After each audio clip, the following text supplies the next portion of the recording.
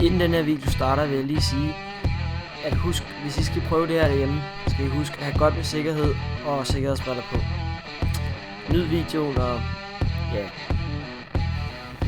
Kender I det, at man går og spekulerer over, hvordan at det ville se ud, hvis man skød en frossen appelsin ind i en metalplade? Det skal vi se i dag. Klar? Ja.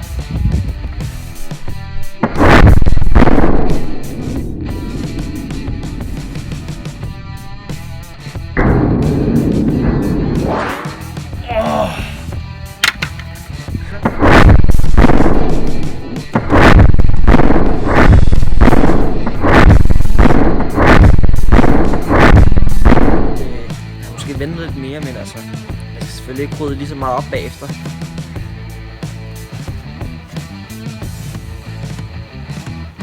Men der skete ikke særlig meget på pladen. Jeg fik godt nok en lille bue, hvis man kigger her bagpå også. Så det var meget sjovt.